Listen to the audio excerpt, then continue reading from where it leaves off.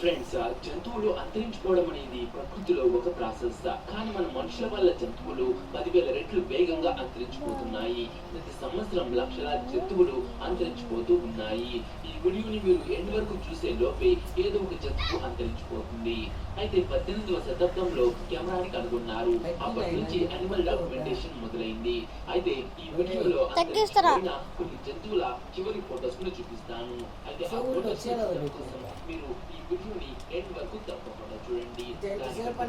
మీరు ఈ వీడియోకి ఒక లైక్ చేసి మీ ఫ్రెండ్స్ కు తప్పకుండా షేర్ చేయండి. తగ్గించురావా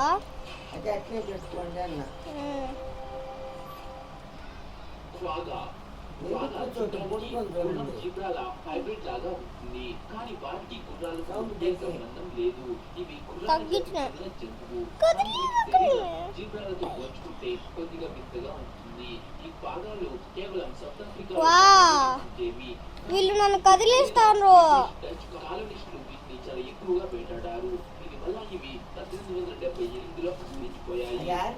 చూస్తున్న ఫోటో వీడియో తీస్తాను. ఇది బాగా చివరి ఫోటో. దీన్ని ఆమ్స్టర్డామ్ లోని ఒక జూలో తీశారు. ఇది 1880 అప్పుడు ఆ జూ ఇందాక అంత పెట్టమని అంత పెట్టినా చూశారు. కానీ 1878లోనే బాగా పూర్తిగా అంతరించిపోయిందని వాళ్ళకి తెలియదు పాపం. Barberry lion. ఫ్రెండ్స్, ఈ బార్బరీ లయన్ ఇప్పుడున్న ఆఫ్రికాలోని సింహం జాతుల్లో ఒకటిగా ఉండేది. ఇవి ఉత్తరాఫ్రికాలో అట్లాస్ పర్వతాల దగ్గర నివసించేవి. ఈ పర్వతాల దగ్గర ఉష్ణోగ్రత చాలా చల్లగా ఉంటుంది. ఈ కారణం చేత వీటి చుట్టూ నల్లగా దట్టంగా ఉంటుంది. ఆ చుట్టూ ఇక్కడున్న విపరీతమైన చలి నుంచి వీటిని కాపాడుతుంది. ఒకవేళ మనం ఈ రోజు ఉన్న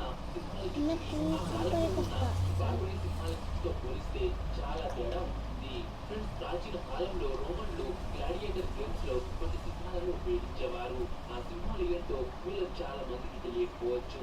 ఆ సింహాలు మరేవో కాదు, ఈ బార్బరీ లయన్సే.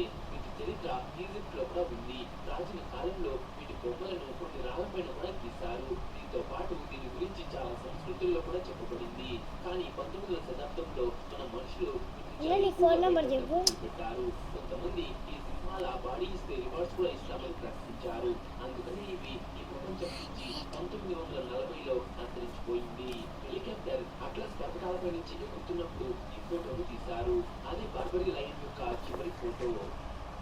Passenger pigeon. ఫ్రెండ్స్, మీకు చూసిన కొంతమంది వ్యక్తులు ఇవి ఎప్పుడైనా ఎక్కువగా ఆకాశంలో ప్రయాణిస్తే అప్పుడున్న ఆకాశం అంతా పూర్తిగా కవరవుతుందని చెప్తూ ఉంటారు. ఇవి ఎక్కువగా ఎగరడం వల్ల ఇవి ప్రయాణించడానికి దాదాపు కొన్ని గంటల సమయం పడుతుంది.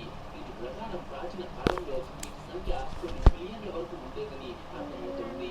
ఆ తర్వాత మనుషులు వీటిని చాలా ఎక్కువగా వేటాడి తినడం మొదలు పెట్టారు.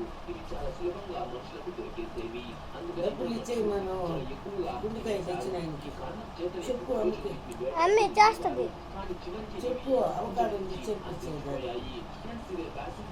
రేపా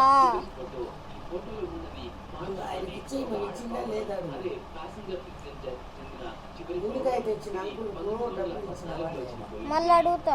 కరోలినా పారకీట్. ఫ్రెండ్స్, ఈ కరోలినా పారకీట్ రామచిలుకల జాతిలో అందమైన ప్రాచీన కాలంలో సంఖ్య కొన్ని మిలియన్ల వరకు ఉండేది. ఇవి పండ్లను విత్తనాలను తింటూ జీవించేవి. దీంతో పాటు ఈ పారకీట్స్ కోకిల బుర్రని ఒక చెట్టు